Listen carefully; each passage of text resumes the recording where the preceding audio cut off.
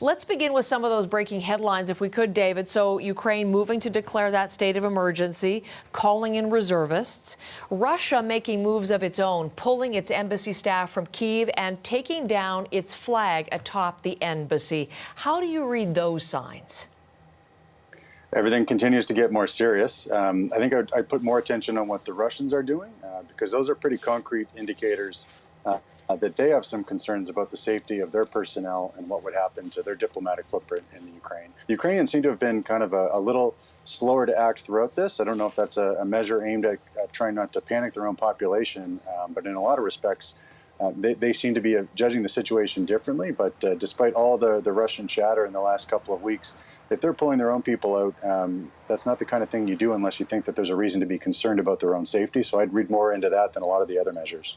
And indeed, maybe we could look at some of the new satellite images as well to read into those. These are provided by Maxar Technologies, and they show more troops. These are inside Russia, but the northern border of Ukraine, and also some images from inside Belarus as well. But troops, tents, field hospitals as well in these new satellite images, David. Again, how might we interpret those? So those are additional measures that are providing a more full set of the types of equipment, the types of capability you need if you actually want to do something serious. So the hospitals in particular, and there's been other reports that, as an example, the Russians are sending blood plasma to the front lines. Those are the types of things that you don't need if you're just doing an exercise. Those are the types of things you would want to have on hand if you think you're going to incur casualties. And the fact that that is happening on the north of the Ukraine, I think, is part of the reason why we're seeing a response from Canada just yesterday to reinforce some of the eastern members of NATO that are in that neighborhood. Okay. When you look at the pictures and look at Russian troops surrounding three sides of Ukraine, those troops in those advanced positions, how long can they maintain those forward positions? I think effectively, as long as the Russians can keep them there, keep them funded, and keep the troops reasonably happy to be there. I think at this point, it seems that the Russians can keep those forces there far longer than most people would have assumed they could, without any indication that they are really substantively going to withdraw them. And in fact, in the last couple of months, we've only seen those numbers increase. So I think the question of how long they can stay is less relevant than what the Russians actually choose to do with them. That's interesting, because I was reading some analysis that because of the cold and the poor conditions for the troops, for example, it's a bit time sensitive, that they can only stay battle ready for a short period of time until the capability becomes significantly degraded. So that would be with reference to what if they actually want to send in some of those heavy forces into Ukraine. Okay. And I don't think that that's ever been one of the only options the Russians are facing. They can intimidate and force the Ukrainians to take a lot of actions that they otherwise wouldn't, just by having that threat there.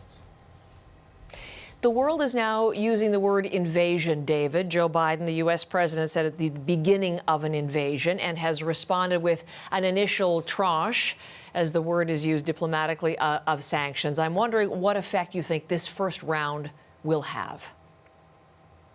So I think the intent is to basically keep demonstrating to the Russians that the West collectively, and I think that this is a refreshing return to American-led Western responses in crises like this, which we spent 4 years being very unaccustomed to.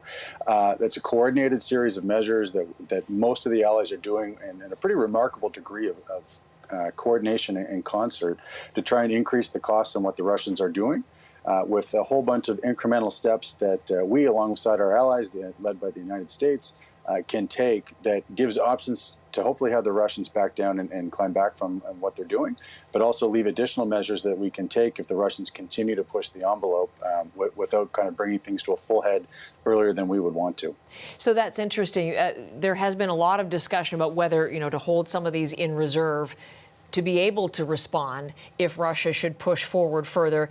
Boris Johnson made that point yesterday. He's been criticized very soundly today for having done so. And we're hearing, as I was just mentioning and reporting to you, some breaking details that the U.S. is now publicly floating the idea of export controls.